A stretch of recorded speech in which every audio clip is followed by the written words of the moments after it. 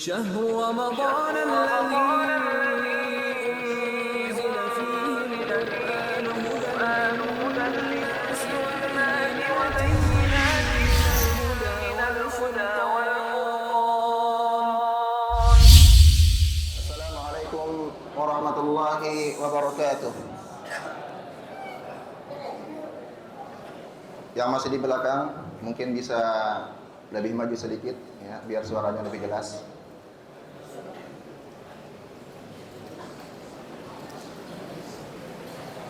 Innal hamdalillah nahmaduhu wa nasta'inuhu wa nastaghfiruh wa na'udzu billahi min shururi anfusina wa min sayyiati a'malina. Man yahdihillahu fala mudilla lahu wa man yudlil fala hadiya lahu. Asyhadu an la ilaha illallah wahdahu la syarika lahu wa asyhadu anna Muhammadan 'abduhu wa rasuluhu la nabiyya wa la rasula ba'dah. Qala Allah ta'ala fi kitabihil karim, ya ayyuhalladzina amanu kutiba 'alaikumus shiyam kama kutiba 'alal ladzina min qablikum la'allakum tattaqun. Para santri yang mudah-mudahan dirahmati oleh Allah Subhanahu wa taala, segala puji bagi Allah Subhanahu wa taala, dan sudah sepantasnya kita sebagai seorang muslim untuk selalu bersyukur terhadap nikmat-nikmat yang Allah telah berikan kepada kita.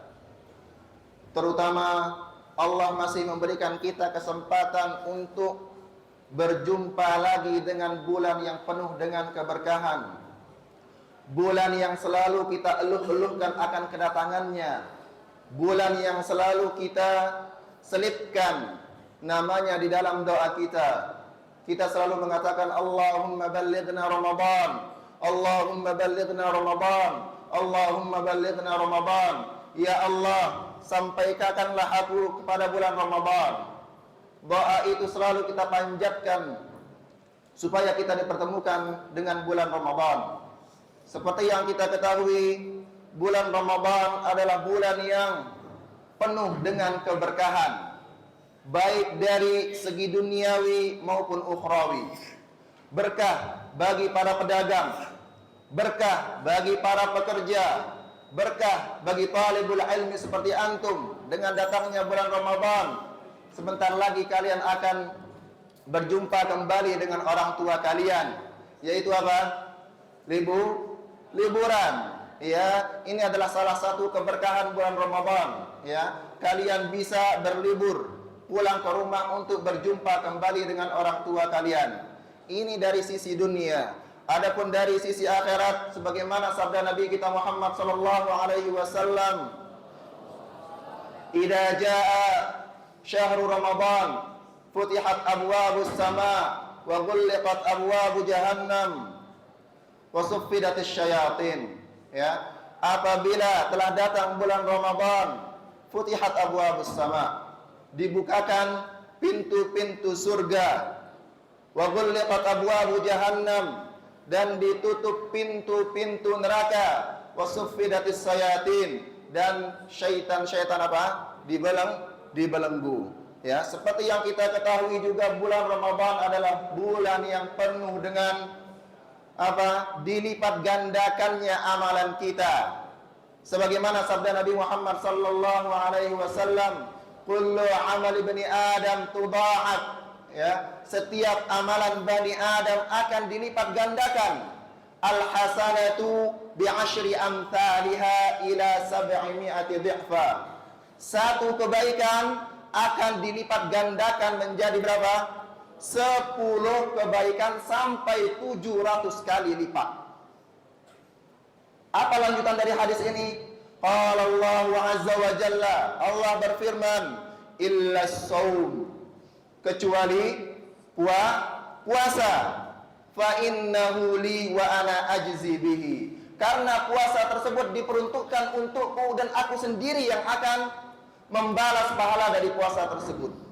Ya, di luar Ramadan saja satu kebaikan dilipat gandakan menjadi 10 kebaikan. Apalagi dengan bulan Ramadan. Pahalanya tak terhingga, tidak ada batasnya. Karena Allah sendiri yang berjanji apa? Wa ana ajzi bihi. Aku sendiri yang akan membalas puasa tersebut. Maka dari itu, manfaatkan di bulan ini untuk memperbanyak membaca Al-Qur'an. Ya, kapan lagi kalian bisa menyelesaikan Al-Qur'an kalau bukan di bulan Ramadan ini? Ya, kita lihat para sahabat, kita lihat para tabi'in, kita lihat para salafus saleh ketika datang bulan Ramadan, mereka sangat memanfaatkan waktu mereka untuk memaksimalkan membaca Al-Qur'an. Bahkan ada di antara mereka yang menghatamkan Al-Qur'an 1 hari. Bahkan ada yang menghatamkan Al-Qur'an di antara mereka 1 hari itu 2 kali hatam. Ini adalah apa? Karena mereka mengetahui betapa besarnya pahala membaca Al-Qur'an pada bulan Ramadan. Nah, para santri yang mudah-mudahan dirahmati Allah Subhanahu wa taala, insyaallah pada hari ini kita akan membahas tentang mufsidatu as-siyami, ya, pembatal-pembatal puasa, ya. Amalan-amalan apa saja yang bisa mengakibatkan puasa seseorang tersebut batal. Akan tetapi sebelum itu kita singgung sedikit tentang arkan, rukun-rukun puasa dan syarat-syarat wajib atau sahnya puasa. Ya, sebagaimana tema yang diberikan oleh panitia kurma, insyaallah hari ini kita akan membahas tentang apa? Pembatal-pembatal puasa. Akan tetapi sebelumnya kita akan coba singgung sedikit tentang arkanu as-siyam, rukun-rukun puasa. Ya. Perlu diketahui, mungkin kita sudah mempelajari rukun puasa itu ada berapa? Ada berapa rukun puasa? Ada 2. Ya. Ini sudah dipelajari di kelas 9, ya. Arkanu siyam berapa? Ada 2. Apa rukun yang pertama? Apa rukun yang pertama? Rukun an-niyah, ya. Jadi rukun yang pertama untuk puasa itu adalah niat, ya. Man taraka ruknan faqad tarakal ibadah. Barang siapa yang meninggalkan satu rukun atau sebuah rukun, maka ia telah meninggalkan ibadah tersebut. Artinya apa? Apabila ia tidak mengerjakan satu rukun, maka amalannya batal. Ya, maka dari itu niat adalah rukun yang pertama untuk puasa Ramadan. Ya, akan tetapi yang menjadi pertanyaan, kapan kita mengucapkan niat tersebut? Kapan kita mengucapkan niat tersebut?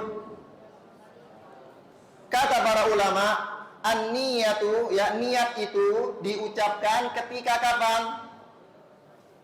Waktu maghrib sampai waktu subuh, sebelum dikumandangkannya azan subuh. Ya, jadi barang siapa yang tidak meniatkan untuk puasa Ramadan di esok harinya, fala siyama lahu, maka puasanya batal. Sebagaimana sabda Nabi Muhammad sallallahu alaihi wasallam, "Man lam yubayyitis siyama qabla al-fajri fala siyama lahu."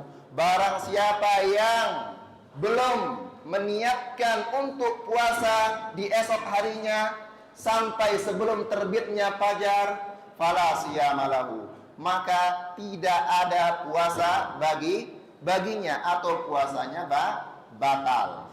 Ya, akan tetapi yang menjadi permasalahan besar adalah yang masih diamalkan oleh masyarakat atau kaum muslimin yang mereka beranggapan bahwa pekerjaan tersebut, amalan tersebut adalah amalan yang disyariatkan oleh Islam.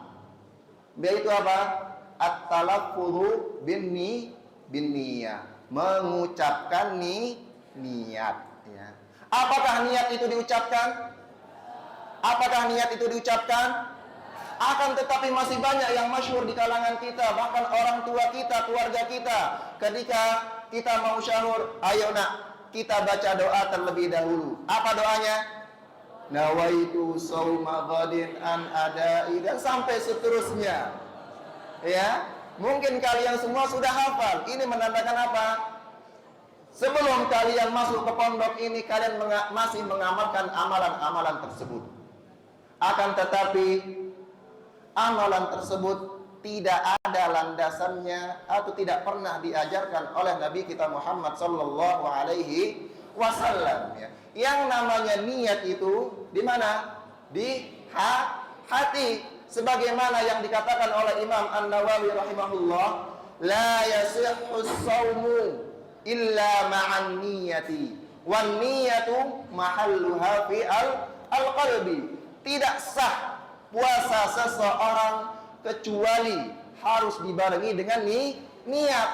Wan niyatu mahalluha fil qalbi, dan niat tersebut tempatnya di mana? Di hati, ya. Jadi tidak perlu untuk mengucapkan niat, ya, secara tidak langsung saja ketika kalian bangun sahur itu sudah merupakan niat, ya. Ketika kalian bangun sahur itu juga sudah merupakan niat. Seandainya juga ketika kalian sebelum tidur, ya, sebelum tidur kalian menyiapkan sebuah atau segelas air atau sebungkus biskuit makanan. Akan tetapi ketika di waktu subuhnya kalian kebablasan tertidur, tidak bangun. Apakah sudah dimaksud dengan niat tersebut? Sudah termasuk niat. Untuk apa kalian menyiapkan segelas air? Untuk apa kalian menyiapkan sekantong biskuit? Melainkan kalian niatkan untuk dimakan di waktu sahur. Secara tidak langsung saja kalian sudah meniatkan untuk berpuasa di esok harinya. Berbeda dengan orang yang ketika di sore harinya, ketika jam 5 atau jam 6 ia ngantuk, ya. Ia ngantuk, tiba-tiba ketika ia bangun sudah dikumandangkan azan subuh. Ya. Sudah dikumandangkan apa? Azan subuh. Dari jam 5 sampai jam 6 dia tertidur. Apakah ada puasa bagi orang tersebut? Apakah ada puasa bagi orang tersebut? Tidak. Karena syarat atau rukun puasa yang pertama yang harus kita lakukan apa? An-niyah. Sedangkan waktu niat itu dari kapan? Dari apa? Maghrib sampai sebelum azan subuh. Paham sampai sini? Paham sampai sini? Ya, jadi rukun yang pertama yang harus kita ucapkan, yang harus kita lakukan adalah apa? An-niyah. Tidak ada lafaz khusus untuk niat, ya. Tidak ada lafaz khusus untuk niat, ya, seperti yang dipercayai oleh banyak kaum muslimin. Kalau kita tidak mengucapkan nawaitu shauma ghadin maka puasa kita akan batal. Justru yang meyakini bahwa kalimat tersebut syarat sah wajib ini adalah kesalahan fatal, ya, karena tidak pernah dicontohkan oleh Nabi kita Muhammad sallallahu alaihi wasallam. Paham sampai sini? Ini adalah rukun yang pertama, ya. Jadi perhatikan, ya, perhatikan apa yang Ustaz sampaikan pada hari ini, karena nanti akan ada pertanyaan yang akan Ustaz tanyakan untuk kalian. Yang bisa jawab falahu al-hadiyah. Ada hadiahnya. Ya. Jadi dengarkan, catat, ya, apa yang kalian dengarkan, ya. Al-ilmu sayyidun. Ilmu itu ibarat binatang buruan. Sayyid suyudaka bil hibalil wa thiqati, ya. Ikatlah binatang buruanmu itu dengan tali yang kuat. Artinya apa? Yang namanya binatang buruan itu sangat liar, cepat lepas, cepat hilang. Begitu pula juga dengan ilmu. Kalau tidak diikat dengan catatan, dengan tulisan, maka ilmu tersebut akan hilang dengan sendirinya. Karena manusia itu apa? Pelupa. Al insanu ma'khudatun min kalimat madza? An-nisyan. Ya, kalimat insan manusia itu diambil dari kalimat an-nisyan, yaitu pelupa. Ini syarat yang pertama. Ini rukun yang pertama. Rukun yang kedua adalah apa? Apa rukun yang kedua? Al-imsaku minal a'mali al-mubtilati, ya. Menahan diri dari amalan-amalan yang bisa membuat puasa tersebut menjadi batal, ya. Al-imsaku minal a'mali al-mubtilati lis-shaumi, ya. Jadi rukun yang pertama adalah niat, ya. Dan yang harus kalian perhatikan masalah niat, niat itu tidak perlu diucapkan, dan niat itu, ya, diucapkan atau dilakukan dari apa? Maghrib sampai subuh. Nah, satu lagi masalah niat, yaitu apakah niat itu cukup sekali diucapkan atau berkali-kali. Nah, ahlul ilmi, ya, para ulama atau sebagian besar ulama mengatakan yang namanya niat itu diulangi setiap hari, ya. Tetapi ada yang berpendapat cukup sekali saja kita niatkan untuk sebulan penuh. Akan tetapi pendapat yang paling kuat adalah meniatkan puasa tersebut setiap hari, ya. Ini untuk masalah niat. Rukun yang kedua apa? Al-imsaku, ya, menahan diri dari amalan-amalan yang mengakibatkan puasa tersebut menjadi batal. Paham sampai sini? Paham sampai sini? Jadi rukun yang pertama an-niat, rukun yang kedua apa? Al-imsak. Oke, sekarang kita lanjut ke yang kedua, yaitu syarat wajib puasa Ramadan, ya. Sekarang kita lanjut ke syarat wajib untuk melakukan puasa Ramadan, ya. Syarat yang pertama apa? Syarat yang pertama apa? Al-Islamu, ya. Jadi syarat wajib untuk melaksanakan puasa Ramadan adalah harus Islam. Apakah diterima puasanya orang kafir walaupun ia niatkan ikhlas karena Allah Subhanahu wa taala? Tidak, ya. Karena yang namanya puasa Ramadan hanya diperuntukkan untuk orang muslim. Lihat ayatnya, ya ayyuhalladzina amanu, wahai orang-orang yang beriman. Beriman kepada siapa? Kepada Allah Subhanahu wa ta'ala. Apakah termasuk di dalamnya orang-orang kafir? Tidak, ya, tidak. Akan tetapi apakah orang kafir tidak akan disiksa karena dia tidak berpuasa? Dia akan disiksa karena kekufurannya. Yang namanya orang kafir pasti akan masuk neraka, ya. Amalan kebaikan apapun yang dilakukan oleh orang kafir, ibadah apapun yang dilakukan oleh orang kafir, maka tidak akan diterima oleh Allah Subhanahu wa ta'ala. Walaupun ia berpuasa dengan ikhlas, ya, ikhlas karena Allah, akan tapi dia bukan orang muslim. Apakah diterima puasanya? Tidak, ya. Karena syarat sah puasa Ramadan itu yang pertama apa? Muslim atau Islam. Syarat yang kedua yaitu apa? Syarat yang kedua yaitu apa? Al-aqil, ya. Orang tersebut berakal, ya. Allah Subhanahu wa ta'ala memberikan kita akal yang sehat. Tujuannya apa?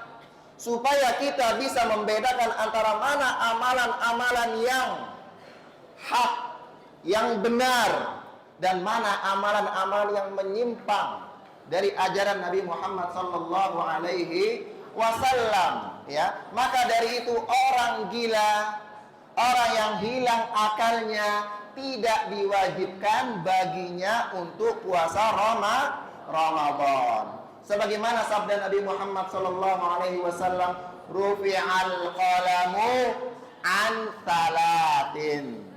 Ya, ada 3 orang yang catatan amalnya diangkat oleh Allah Subhanahu wa taala. Salah satunya disebutkan apa di sini? Al-majnunu hatta yaqil.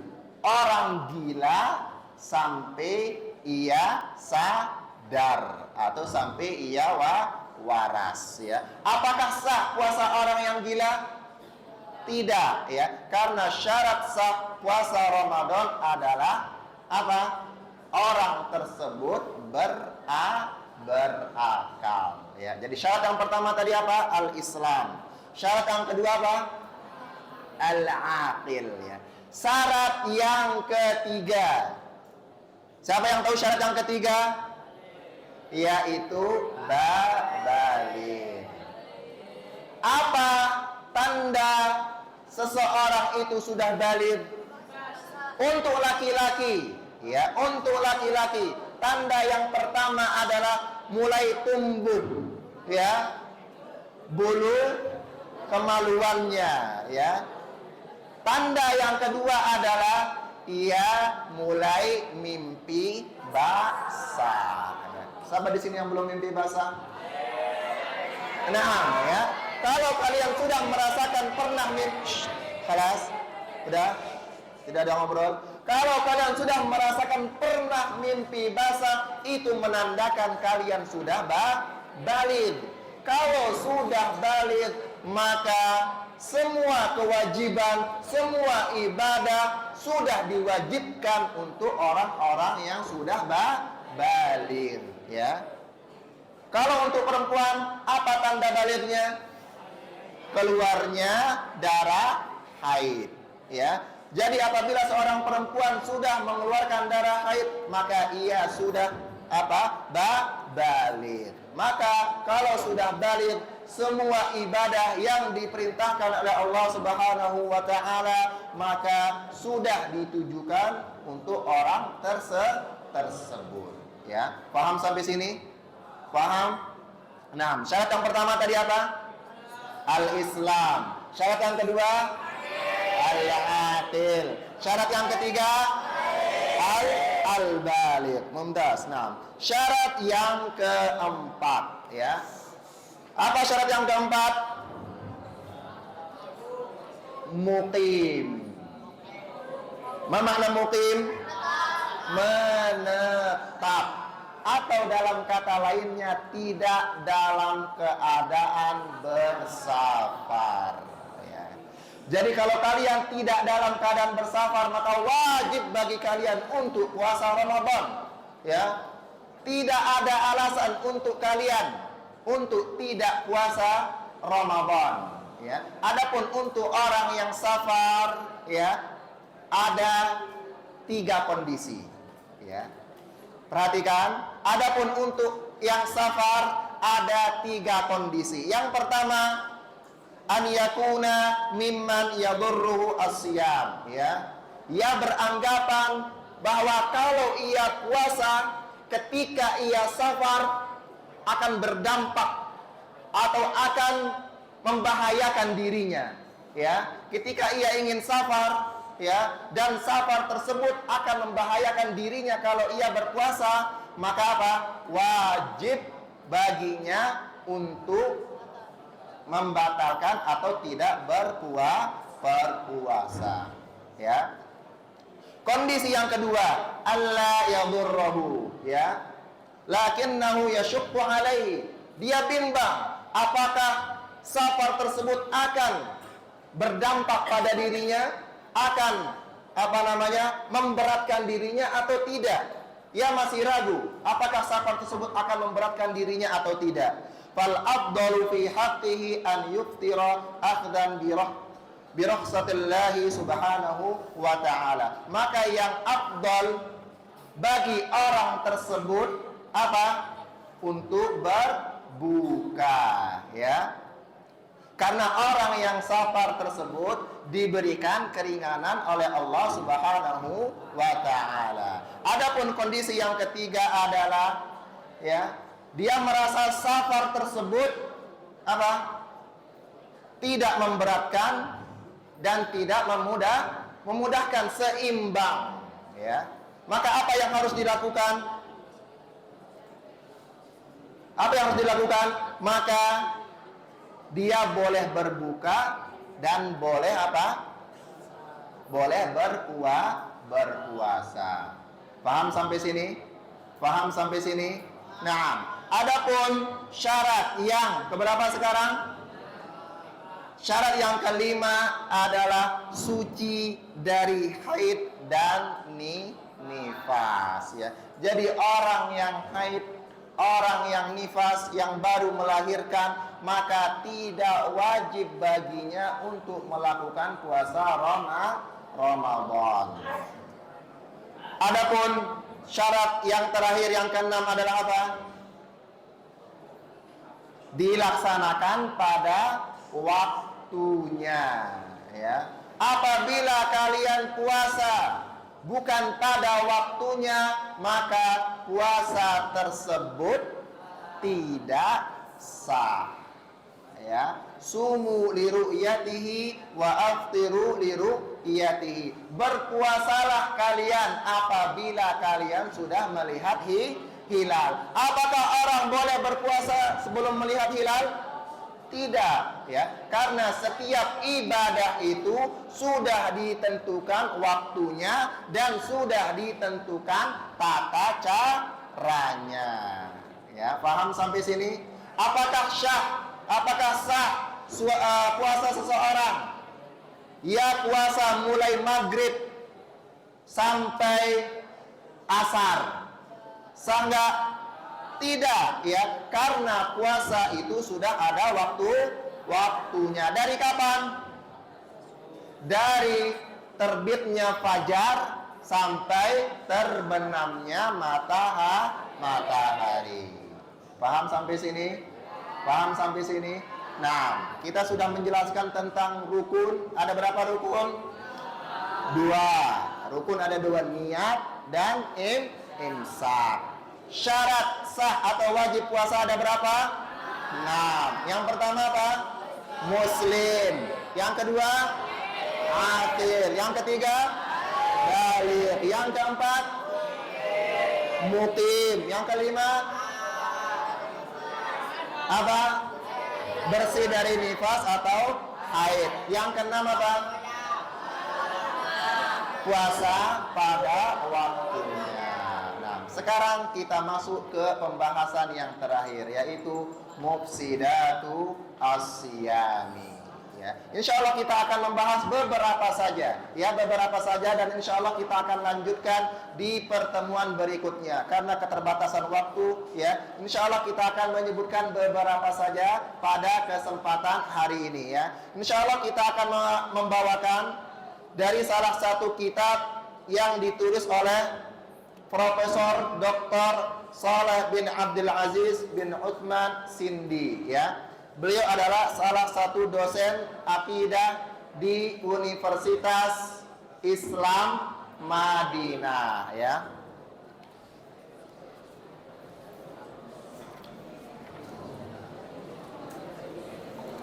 Mufsidatu as-siyam, ya. Ma hiyal umur allati idza fa'alaha al-insanu faqad afsada shaumahu, ya. Apa saja perkara atau amalan-amalan yang apabila seseorang mengerjakan amalan tersebut maka puasanya menjadi batal. Apa saja?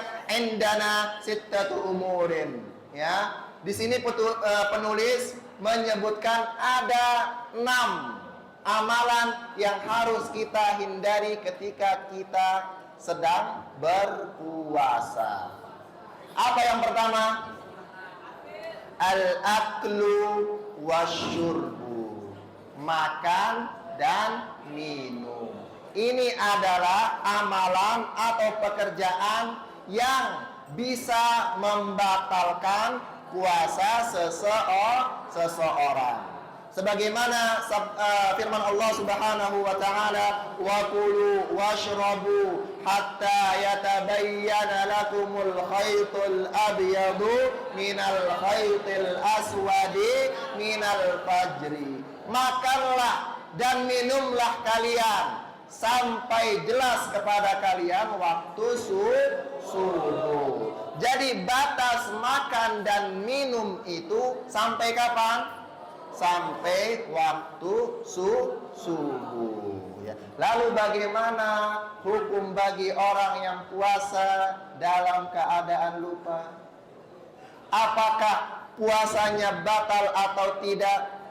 Apa yang harus dilakukan ketika ia lupa makan, sedangkan makanan tersebut sudah berada di mulutnya, sudah berada di tenggorokannya, bahkan sudah ada di perutnya, tetapi ia lupa?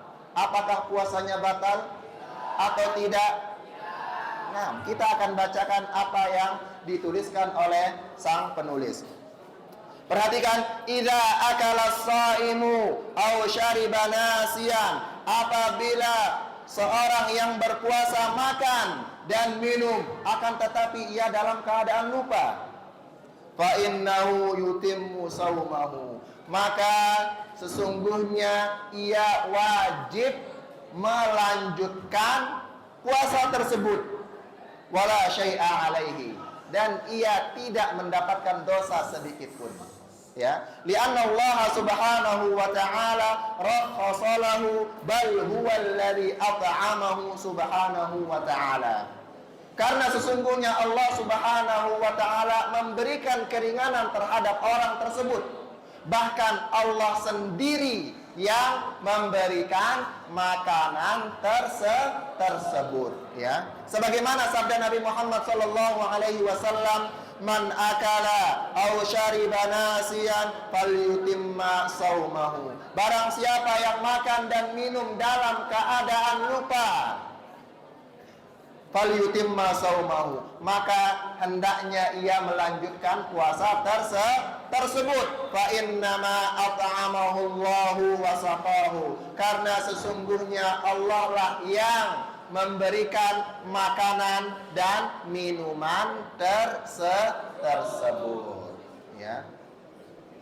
Lalu muncul pikiran, ya, kalian sengaja meletakkan makanan di depan kalian, ya. Kalian sengaja meletakkan makanan di samping kasur kalian ketika di siang hari. Tujuannya apa? Ketika bangun tidur saya lupa makan, ketika bangun tidur saya lupa minum. Apakah puasa orang tersebut batal? Batal. Innamal a'malu binniyat, ya. Jadi sesuai dengan apa yang diniatkan dari sebelumnya, ya. Jadi kalian jangan berpikir, ya, kalau kita menyiapkan makanan di pinggir atau di samping tempat tidur kita di siang hari, supaya di siang hari ketika kita bangun kita lupa minum, makan, supaya puasa kita tidak batal. Tidak. Justru ini salah satu amalan yang membatalkan puasa, ya. Idzan la haraja 'alal insani idza akala aw syariba nasiyan. Jadi tidak mengapa atau tidak berdosa bagi seseorang apabila ia makan dan minum dalam keadaan lupa. Wala itsma alaihi, dan ia tidak mendapatkan dosa sedikit pun. Bal yutimma shaumahu, akan tetapi wajib baginya untuk melanjutkan puasa tersebut. Wala syai'a alaihi fa in tadzakkara. Nah, perhatikan, ini yang penting. Ini yang penting. Fa in tadzakkara wal ma aw at-ta'am fi famihi wajaba alaihi ladzuhu. Ketika makanan atau minuman ada di mulutnya, ketika makan roti, minum, belum ditelan, ketika itu ada yang mengingatkan, hei fulan, kamu nggak puasa. Nah, seketika itu dia ingat. Apa yang harus dilakukan? Apa yang harus dilakukan? Apakah harus menelannya? Sayang kalau dibuang mubazir. Fawajaba alaihi lafzuhu, maka wajib baginya untuk membuang makanan tersebut. Jadi tidak ada kata mubazir, ya, ketika kalian dalam keadaan berpuasa. Amma idza dakhala. Nah, perhatikan. Adapun makanan tersebut sudah masuk, wa wasala ilal halqi, sudah masuk ke dalam tenggorokan, Wa ma asfala fa innahu la yajibu alaihi an yalfidhahu, ya. Apabila makanan tersebut sudah masuk ke dalam tenggorokannya, maka tidak wajib baginya untuk memaksa makanan tersebut dikeluarkan. Sampai-sampai kalian memasukkan jari kalian supaya makanan tersebut keluar, ya. Balla yajuzu lahu an yalfidhahu idza kana yastaqi, ya. Tidak boleh baginya untuk memuntahkannya atau memaksanya keluar sampai mengakibatkan ia muntah, ya. Li'anna taqayyu mufattirun, karena muntah dengan disengaja itu membatalkan puasa. Ya, jadi apabila makanan masih di mulut kalian, kalian buang. Akan tetapi jika makanan tersebut di tenggorokan kalian atau lebih bawah dari tenggorokan sudah sampai perut, maka itu adalah rizki yang diberikan oleh Allah Subhanahu wa ta'ala. Paham dong? Nah, ammas siwak. Siapa di sini yang tidak tahu siwak? Siwak. Nah, amma siwak fa innahu la haraja fihi fi awwalin nahari wa fi akhirih. Jadi tidak mengapa, ya. Jadi para ulama di sini, jumhur ulama mengatakan siwak itu tidak membatalkan puasa. Akan tetapi Imam Asy-Syafi'iyah wa Al-Hanafiyah menganjurkan ketika di siang hari sampai sebelum maghrib jangan bersiwak. Kenapa? Supaya mendapatkan keutamaan bahwasanya nafasnya atau bau mulutnya orang yang berpuasa itu lebih baik atau lebih wangi daripada parfum atau minyak kasturi, ya. Jadi siwak ini tidak membatalkan puasa. Akan tetapi ada sebahagian ulama dari kalangan Asy-Syafi'iyah wal Hanafiyah menganjurkan ketika di siang hari itu kalian tidak bersiwak supaya mendapatkan keutamaan bau mulutnya orang yang berpuasa itu lebih baik, lebih wangi di sisi Allah daripada minyak wangi. Nah, perhatikan. Nah, dan di sini muncul pertanyaan, ya. Ya baqa indana ma yata'allaqu bil adwiyati wa fi mas'alatil adwiyati umurun iddah, ya. Di sini penulis akan menjelaskan berbagai permasalahan. Ini permasalahan penting, ya. Perhatikan. Di sini penulis menjelaskan beberapa permasalahan yang berkenaan tentang makanan. Karena yang namanya makanan tidak selamanya masuk lewat mulut. Akan tetapi ada makanan yang dimasukkan melalui suntikan. Apakah makanan yang dimasukkan melalui suntikan membatalkan puasa? Nah, di sini penulis akan menjelaskan. Perhatikan. Minha al-ibru al-mughadhiyatu, ya. Suntikan di sini dibagi menjadi dua. Perhatikan, suntikan di sini dibagi menjadi dua. Ada namanya suntikan yang mengandung makanan, ada namanya suntikan hanya sekedar obat saja. Ya, perhatikan. Minha al-ibru al-mughadhiyah. Ini suntikan yang mengandung makanan. Perhatikan. Al-ibru al-mughadhiyatu mufattiratun, ya. Suntikan atau dalam kata lain infus, ya. Suntikan yang mengandung makanan maka membatalkan puasa. Wa bittali fa innahu la yajuzu lis-shaimi an ya'khudha idza kana yastati'u an yu'akhira dzalika ila ma ba'da ghurubi syamsi. Maka tidak boleh bagi orang yang berpuasa itu melakukan suntikan yang mengandung makanan ketika ia sedang berpuasa. Maka kalau seandainya ia bisa untuk mengakhirkan suntikan tersebut, maka itu lebih bagus, ya. Amma idza kana la yastati'u dzalika wa yata'adza bit-ta'khir. Akan tetapi jika mengakhirkan suntikan tersebut mengakibatkan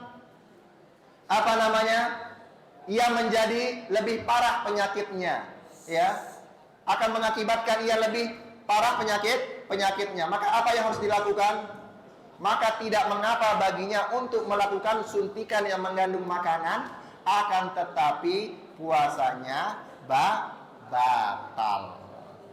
Ya. Jadi apapun alasannya, apapun bentuknya, apapun kondisinya, yang namanya suntikan yang mengandung makanan itu membatalkan puasa. Yang kedua adalah suntikan yang hanya mengandung obat saja, ya. Allati yakunu fiha dawa, ya. Yang mana suntikan tersebut hanya mengandung obat saja, ya. Kita ringkas sedikit, ya. Di sini penulis mengatakan sebenarnya di sini banyak terjadi perbedaan pendapat di antara para ulama, apakah suntikan yang mengandung obat saja itu membatalkan puasa atau tidak. Penulis di sini menyebutkan atau merojihkan pendapat yang mana suntikan yang mengandung obat tanpa mengandung makanan itu tidak membatalkan puasa. Akan tetapi penulis di sini menyarankan, ya, kalau bisa ditakhir, ya, diundur sampai waktu berbuka, maka itu lebih baik baginya. Akan tetapi jika tidak dilakukan pada saat itu, ya, maka tidak mengapa baginya untuk melakukan suntikan yang hanya mengandung obat saja dan tidak membatalkan puasa. Yang terakhir,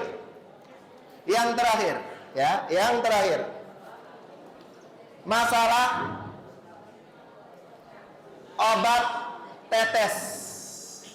Perhatikan. Al-qatrah allati tuqattir, yaitu masalah obat tetes yang diteteskan. Ya, tahu obat tetes? Nah, obat tetes yang diteteskan, seperti yang kita ketahui, ini ada 3 macam. Ada obat tetes yang diteteskan di mata, di telinga, dan di hidung. Ya. Apakah membatalkan puasa atau tidak? Di sini penulis membagi menjadi 2 bagian. Ammal qatratu fil anfi, adapun obat tetes yang dilakukan di hidung, fa innaha mufattiratun, sesungguhnya hal tersebut membatalkan puasa. Wabittali falaysa lis-shaimi an ya'khudha, maka dari itu tidak boleh bagi orang yang berpuasa itu melakukan hal tersebut illa idza kana hunaka darurah, kecuali kondisinya dalam keadaan darurat, ya. Kecuali kondisinya dalam keadaan darurat, tidak mengapa baginya untuk melakukan tetesan, untuk meneteskan obat tersebut ke dalam hidungnya. Perhatikan, ini ketika dalam keadaan darurat. Kalau ketika bukan dalam keadaan darurat, maka tidak boleh baginya untuk melakukan hal tersebut. Adapun dalam keadaan darurat, maka boleh baginya untuk melakukan hal tersebut, akan tetapi puasanya batal. Paham sampai sini? Nah, adapun yang kedua adalah obat tetes yang dilakukan di mata dan di telinga. Apakah membatalkan puasa? Di sini juga para ulama banyak sekali perbedaan pendapat tentang apakah obat tetes yang dilakukan di telinga dan di mata membatalkan puasa. Penulis di sini merojihkan, ya, bahwasanya obat tetes yang dilakukan di mata dan di telinga itu tidak membatalkan puasa. Akan tetapi yang lebih baik baginya untuk menunda hal tersebut pada waktu berbuka. Paham sampai sini? Nah, ini baru yang pertama, ya. Masih ada 5 lagi yang harus kita jelaskan, karena ini sangat penting sekali, karena sering dilakukan oleh kaum muslimin di luar sana yang mengharuskan kalian untuk mengajarkan mereka supaya mereka tidak tergelincir di dalam pekerjaan tersebut. Akan tetapi dengan keterbatasannya waktu, insya Allah akan kita lanjutkan di pertemuan berikutnya. Akan kita lanjutkan ke amalan pembatal puasa yang kedua, yaitu apa? Al-jima', ya, yaitu al-jima'. Apakah orang yang melakukan hubungan suami istri membatalkan puasa? Dan apa ganjaran bagi orang yang melakukan hubungan suami istri pada siang hari? Apa yang harus dilakukan? Insya Allah ini akan kita jelaskan di pertemuan berikutnya. Paham Tom? Nah, sebelum kita menutup pertemuan hari ini, Ustadz akan memberikan beberapa pertanyaan seperti yang Ustaz janjikan tadi. Apabila ada yang bisa menjawab pertanyaan tersebut, maka akan mendapatkan hadiah dari Ustaz. Paham dong? Nah, siapa yang siap untuk ditanya angkat tangan? Faras taqaddam. Faras taqaddam. Hayya Faras taqaddam. Nah, sambil bawa catatannya. Bawa catatannya. Nah,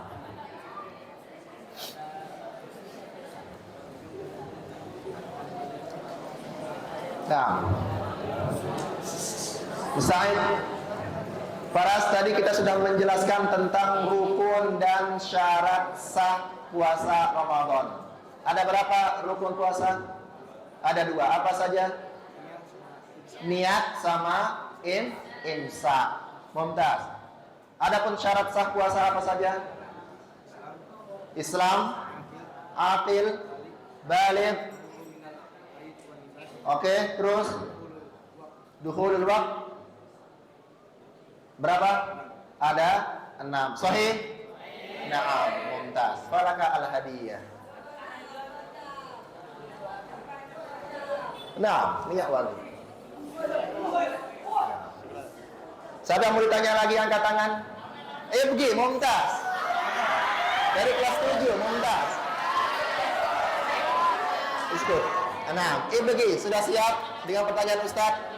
Coba ringkas atau berikan rangkuman dari apa yang Ustaz jelaskan tadi tentang amalan-amalan yang bisa membatalkan puasa. Oke. Apa tadi? Yang pertama makan dan minum. Kapan dikatakan orang yang makan dan minum itu membatalkan puasa? Ketika setelah waktu subuh. Ketika setelah waktu subuh. Apakah makannya orang yang berpuasa secara disengaja batal puasanya? Secara disengaja. Batal puasanya. Mumtaz. Apa hukum untuk meneteskan obat tetes di hidung? Kalau di hidung itu bisa membatalkan. Dan tidak boleh. Mumtaz. Kecuali darurat. Yaitu. Kalau darurat puasanya batal apa tidak? Batal. Mumtaz. Adapun obat tetes yang dilakukan di telinga dan di mata? Tidak membatalkan puasa. Dianjurkan melakukannya setelah puasa. Mumtaz. Tapi dianjurkan melakukan hal tersebut ketika waktu berbuka. Mumtaz. Nah, falaka al-hadiyah. Nah, karena jam waktunya habis, mau yang mana? Oke, milihnya paling gede. Nah, mumtaz, lumayan untuk berbuka puasa. Nah, ya. Jadi perhatikan, insya Allah di pertemuan berikutnya juga kita akan melakukan hal seperti ini, tasji'an lakum, ya, untuk memotivasi kalian supaya mendengarkan apa yang akan disampaikan oleh ustadznya. Mudah-mudahan apa yang kita sampaikan pada hari ini bermanfaat untuk kita semua, dan kalian bisa menyampaikan apa yang sudah kalian dapatkan hari ini untuk keluarga kalian ketika liburan nanti, ya. Kita cukupkan pertemuan hari ini dengan membaca doa kafaratul al-majlis. Subhanakallahumma wa bihamdika asyhadu an la ilaha illa anta astaghfiruka wa atubu ilaik. Assalamualaikum warahmatullahi wabarakatuh.